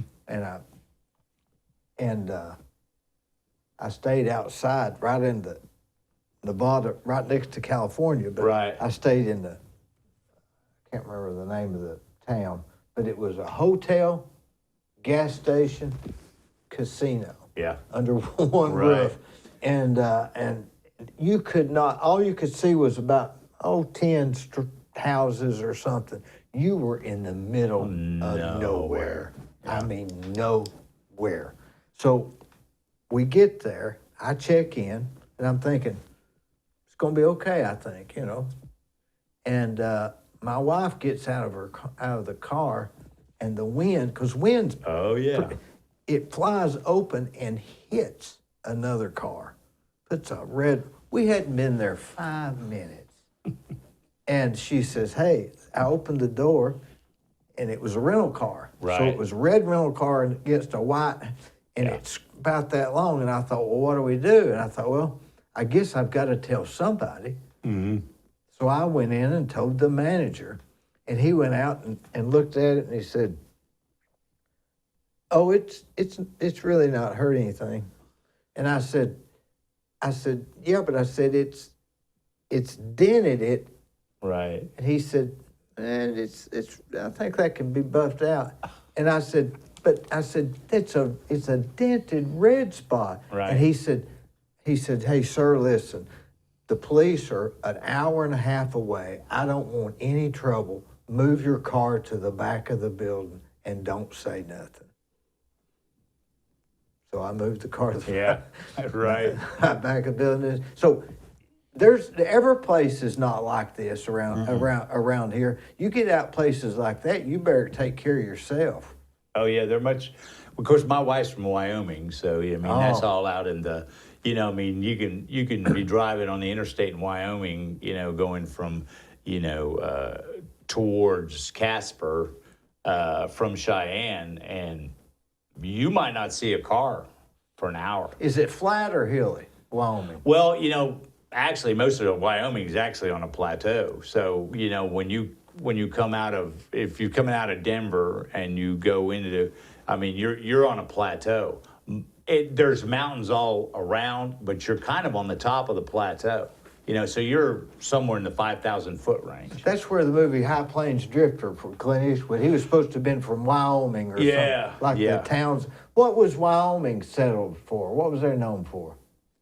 Well, I mean, really, I mean, I don't even think there's even too many people that live in Wyoming to this day. You know, so Wyoming had a lot of, there was a lot of mining in Wyoming, you know, and so that's where, you know, actually there was large plots of property that were given away to people if they would move there. And a lot of the Western territories, that's the way that it was. I think Nevada is less populated per. Yeah, you know, I can remember I went to one of my pistol training classes in Pahrump, Nevada, which is just... I've been to Pahrump. Yeah. I mean, it's like... That's illegal. Prostitution is legal there. Everything's legal there. Well, you could go from... I remember we stayed in Las Vegas and we drove to Pahrump, and I can't remember the road we were on, but, you know, there was no speed limit. I mean, I was running 95 miles an hour. I called my buddy. You better. They'll run over you. Yeah. They'll run over you, we were just flying. And, you know, you can hit a little dip that's like just a little. I reckon they have to where water can run across the plains. Right. But you hit one of them things, you could kill yourself. Yeah. But Death Valley is what, about an hour from Pahrump, something like that? I think so, yeah. There's no other town except for... Boy, I love it out there. Yeah, people who have never really been out there, it's really an eye-opening experience for them to drive in areas where there's just nobody. You know what? When you leave out of Cheyenne and you're going towards Casper, you better know how much gas you got. Oh, you'll die. Because at night there's nobody. I mean, there's no, you know, everything closes at 9 or 10 o'clock, and so you better know where you're going and how long it takes you and how much gas it takes you to get there, because you could go hours without seeing traffic. I went down to Bisbee, which was a pretty good size. I say it's pretty good. It was like Charleston with a little more people, and I stayed at this hotel, and some guy came in at night. They had a common door, and he must have been on something. I don't know what he was on, but he was out of his mind. Really? Yeah, and so I sat there with him for like 3 hours till morning because I didn't know if he's going to kill somebody or if he's going to pass out or throw up. Right. And so finally, when somebody came, because I couldn't get away from him, there was no phones, and I couldn't leave him. Right. And then finally, by morning, the police came, and they put him in his car. And I said, what happened? They said, we put him in his car. And I said, you just put him in his car? I said, that guy was out of his mind. He said, hey, there's just two of us here, and we don't have the resources. Right. He was from Surprise, Arizona, wherever that is. Wow. But anyway, we get consumed with where we live, right. and it's not like that. No. It's not like that. Yeah, if you've ever traveled around a lot, it's drastically different. I used to race, and I, traveled all over, and it really is drastically different. You go up to the, towards the UP of Michigan and stuff. I mean, it's all different. People are completely different. I mean, and they have a different perspective on the world. On everything. Yeah, on everything. And so, like everybody being, we having some consensus, so you have those things become unrealistic, because everybody's life experiences are different. So their concept of how things should be are going to be different, And so I think that, it's very interesting. People haven't traveled around a lot, and you don't have to go to another country. Within the United States. Within the United States. Yeah. I was at a bar or at the casino, and they had a bar, and the person came in with a holster and gun. Mm-hmm. Where now they'd throw you up against the car and frisk you and put you. It just held a gun. Yeah. Tamil said, "What are we going to do?" And I said, "Well, nothing." I said, "There ain't nobody going to bother nobody here." Right. Oh, yeah. Somebody packing a gun, there ain't nobody going to have a problem. Well, like in Wyoming, it's been, it's been open carry for a long time. People walking around with somebody with a holstered gun is not a big deal. Yeah. Over there, it's nothing, man. Yeah. It's well, nothing. and really, actually, I mean, I would think it would tend to make people. That's what I was saying. You're less likely to be a problem. Nobody was rude. Yeah. Nobody was rude. Yeah. Yeah. That rental car, after it hit that car, I took a little, It's funny. Well, anyway, anything else we need to talk about? No, I'm good. Like I said, I'm good. I can always talk about. I've got 1,000 things I could talk about, but I just think that it's interesting that and this is a good format. This is people can talk about things, and people are going to probably hear things that they've never heard. And if you like it, you do. If you don't, you don't. I mean, it doesn't. Well, yeah. If they fell asleep, maybe they're waking up. But you'd be surprised how many people watch this to the end because it's just something on in the background. Right. They're really not paying attention. They just kind of have it on. But I get about over 26,000 a week. Really? Yeah. Do you have a YouTube channel also? Yeah. Okay. dburst.com. Okay. But most of the views are on Facebook. And, I just have anybody. I think next week is, let's see, I can't remember who it is next week. Oh, the lady that started Women of the Well. You ever heard of that? Mm-hmm. Yeah. She's coming. Who is that? The one that works a lot with it's Patty Bell, and I'm not sure who the director is. And I'm curious, did they get that from the Bible? Wasn't there the woman at the well? Isn't that a Bible term? But she said it wasn't, so I don't know if. Yeah, that one she was a Samaritan. Yeah. Mm-hmm. So, I don't know. I'm not familiar with the organization. I've heard it, but I mean, there's. This time next week, I'll know all about it. There's all kinds of organizations like that. Do you think that fasting helps you? Because I do the same thing on Saturdays. I eat a little breakfast and don't eat nothing until Saturday nights. What fasting helps you, one of the main things is it increases autophagy, which is where the cells are able to get rid of all the old dead cells and stuff like that. So when you eat like 3 times a day. We were never designed to do that. No. That's a modern, Right. that's a modern tradition, you know. So that increases autophagy, you know, which allows your system to cleanse itself. And when you are eating 3 and 4 times a day or snacking in between, your system never rests. Your pancreas is constantly, especially if you eat a lot of carbohydrates, is constantly producing, having to produce insulin and deal with all that. Well, you start to wear the system out, you know, and so the fasting aspect of it, you know, like I said, it allows the system to rest. You know, it allows the system when you start to have a little bit of hunger, especially if you are in a ketonic state, you know, where you don't have a lot of carbohydrates present, your body starts to burn your body fat as fuel. But if you were in a highly insulin present system, in other words, you're eating a lot of carbohydrates, your body will not burn fat in the presence of carbohydrates. When you are producing insulin, it stops the use of body fat as fuel. So when you're in that system and you're eating mostly fats as fuel or proteins, you know, your body will actually burn body fat, you know, as a fuel. And, you know, fat as a fuel is much more efficient and more effective and a better fuel than carbohydrates, you know. Do you feel as energy? I've wondered that on bicycle because I can feel when my body's gone through the carbohydrates. Right.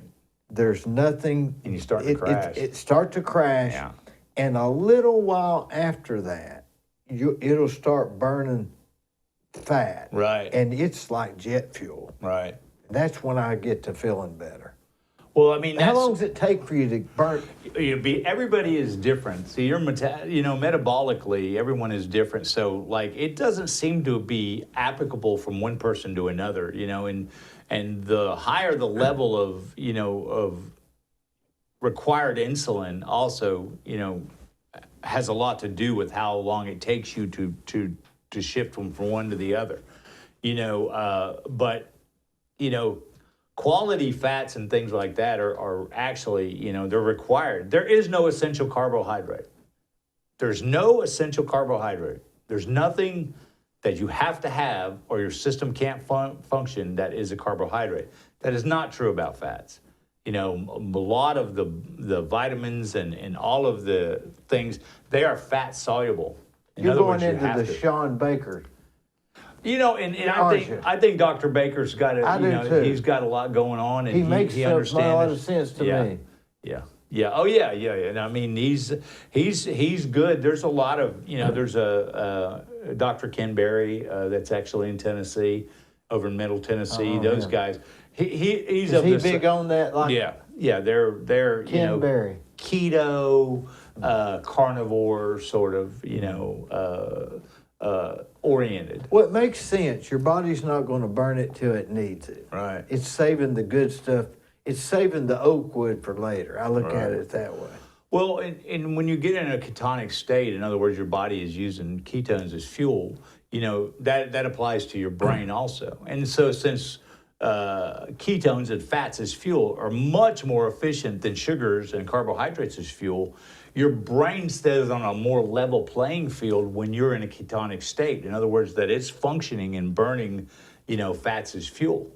So you're in a much better mental state because you don't have the crashes that you talked about. Right. When you're in ketosis, you don't have those drop-offs. No. You know, the level is flat, and if you run out of consumed fats, your body starts to use your body fat as fuel, and the transition is almost immediate, where you don't have to go through the crash, and then it tries to catch up, you know. So that's a big part of it. I mean, you know, and these are things that a lot of people, they think you're crazy, but I mean, you can do a little bit of research, and two of the most anti-inflammatory foods you can eat is beef and eggs, you know, chicken eggs, beef, probably duck eggs too. I've not looked at that, but, you know,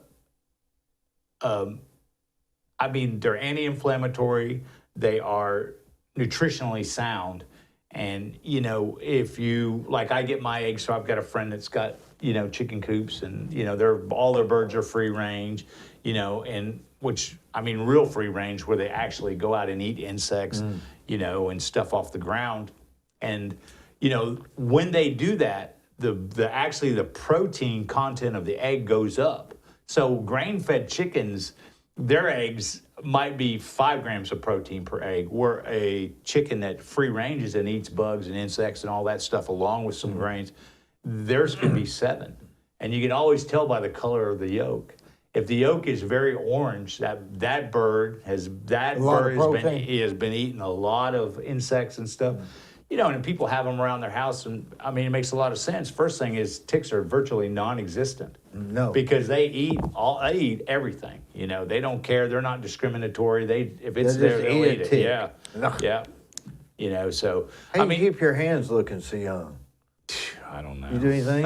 No, not really.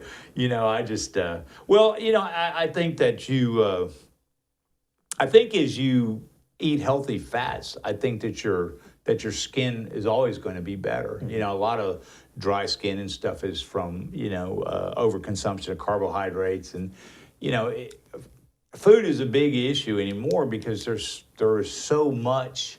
Oh, I know it. You know, so many things are, you know, the foods that are GMO and, you know, these things are modified and they're actually not even, your body can't even assimilate the nutrition that's in the food. It's really not even food. It's not food anymore. It's not food. That's the absolute truth, you know. So, you know, you're either going to care about that or if you're not. If you don't care about it, I don't care, you know. But I mean, if you do care about it, and I do care about it, because first thing is I don't want to be sick. I don't want to go to the doctor. I don't want to go to the hospital. I don't How want long any have of you those been things. doing that? When did you get concerned about that? I've always been. My my parents were very conscious of that, so I've always been around it. But you know, like coming to the understanding of the implications of excessive carbohydrates and those things, probably about 20 years, 15, 20 years. Mm-hmm. Got kind of more off on the, you know, or the carnivore sort of concept of eating probably about 4 years ago. I'm going to get more onto that. Yeah. I feel better when I'm just doing that. Eating that and maybe some spinach or some greens. But potatoes, I get to where they start bothering me. And cakes and... Oh, my God. I can eat oatmeal pretty good. I mean, I always tell people, look, if you just have to have sweets and you know, whole cream ice cream is much better than a cake. Oh yeah, you know, much better. And you don't need as much. No, and you know, because also the carbohydrates when you consume a carbohydrate in the presence of fat, in other words, you eat them both at the same time, the insulin response is much slower. So you don't get that spike of insulin. Like if you eat a brownie or something, it's like boom, through the roof. A piece of red velvet cake or something. Yeah, I'll just have to pass out. Yeah. I mean, and your body's trying to warn you. I mean, it's telling you, hey, look, this ain't good. Ain't no good. Yeah. You know, and so like I said, it doesn't take a lot to get down that path. But I mean, if you eat 3 meals a day or 2 meals a day, you know, eggs are fantastic. You know, eat 3 or 4 eggs a day. Eat some hamburger, steak. You know, if you like pork chops, you know, chicken. You know, and eat the chicken with the skin on it. Oh yeah, all man. the nutrition. Why else? It don't all have the a nutrition taste. in chicken is in the skin. It don't have a taste otherwise. Yeah. You know, so you know, and it's funny because back in the 1900s, early 1900s, people didn't even eat the chickens. The only reason they had chickens was for eggs. They didn't actually eat the chickens. I wonder when they started eating the chicken. You know, it seems to me like it started sometime in the late 40s or early 50s when that became kind of a common thing. Well, when they hit on that, they hit on something because I like a good piece of fried chicken. Oh yeah, I like it cooked well though. I don't want to. Yeah. I love fried chicken. I was raised, you know, on that, and I love fried chicken, man. That's good stuff. Some lemon and pepper on it. Mm-hmm. Boy, that's good, isn't it? Yeah, I love it. Yeah. You know, and I've learned to like, you know, what you cook it in is so important too. Oh yeah, like, man. You know, beef tallow is probably the best cooking oil that you could use. First thing, doesn't become rancid when you overheat it, but you know, like, canola oil and all those processed oils are terrible for you. They're terrible. I can't even stand. I get to where I can taste it. Yeah. And that bothers me. Yep. Well, hey, I'm gonna go home and eat supper. I appreciate you coming. No, appreciate you having me. It's been a great conversation. Yeah, good deal.